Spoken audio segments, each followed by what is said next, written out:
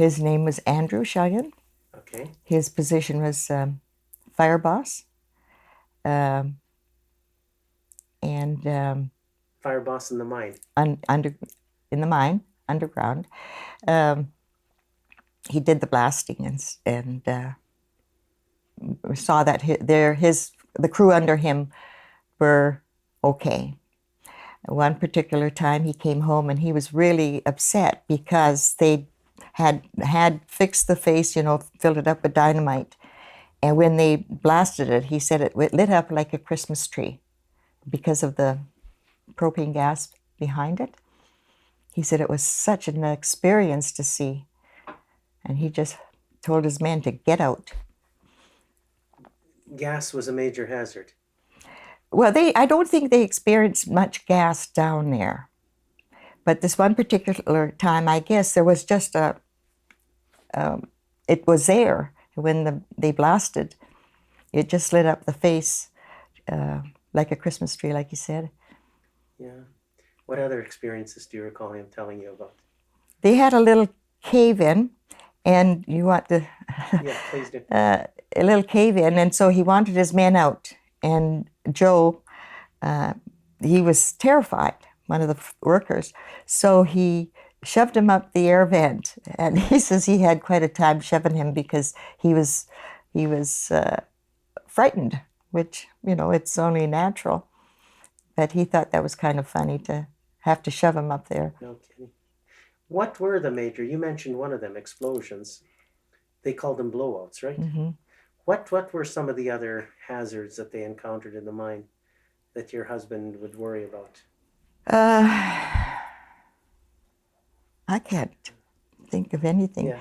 His biggest concern was if anything happened, was to get the man out fast. Okay. How many mines were there in this area? I'm aware of a couple. Could you just kind of document which the mines were? And number one, and then number two. Which were where? Number one is up here behind my house a little ways. Right. And number two is down by the lamp house. Right. There's number three, the Wilson Seam, Karen's. I think there was a number 5. And so there were some that were fairly recent. Mm-hmm. Because the mining industry was going here when it was already shut down in other parts of the province. Yeah. Who was buying this coal? I mean, how come you people continued to produce it? Well, Japan was one of their biggest customers. Mm-hmm. And during the war, I remember them often talking about Petawawa down in Ontario. They sold a lot of coal down there. Mm-hmm. And then I guess with Japan going to other fuels, their demand wasn't there anymore. Okay. We'll get down to the mine shutdown. We'll get back to the mine shutdown later. The reason I asked about other hazards is because when I talked to some people and when I saw some of the literature, it seemed like nobody in this town was ever dying or sick from lung disease, silicosis, or any of those cancerous kind of things. You would know better, wouldn't you? Mm-hmm.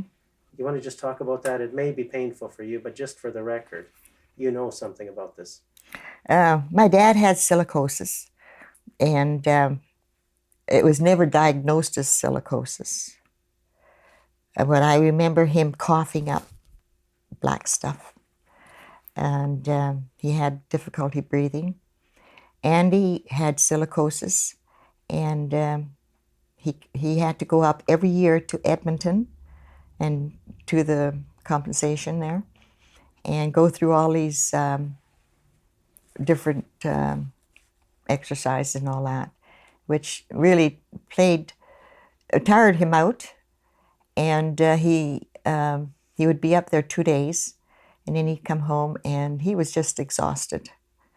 And it took 10 years after to get a small pension from the compensation. So how old was he when he first came down with this problem? That would be probably in the 60s, late 60s. He was going up to Edmonton. And it was once a year he had to go. And he, like I say, it was 10 years before he got a compensation check from them. What sort of experiences did you have with the Workers' Compensation Board? They would not acknowledge this, that he had silicosis. They said he spent 2 weeks in the Foothills Hospital isolated because they thought he had TB. Okay. And it ended up it was silicosis. And he also had a hearing problem. And he did have a hearing aid, which he found it to be a real nuisance. But he got a pension for that, which was about $375 a month for his hearing. But they had trouble with his silicosis, eh? They really did have a problem there. Are you aware of other miners that had the same problem with the board? Alec Borisenko, Mm-hmm. he in fact went down to, was it down in the States someplace? They sent him down there to sort of try and diagnose it. And he really had it bad, you know, although he was a stubborn person, and he did take up curling, and he never ever curled before. He didn't know anything about the game, and he'd pretty well stand up and throw the rock down. And someone reported him to the compensation office, and they informed him, if he continues this, he will lose his pension.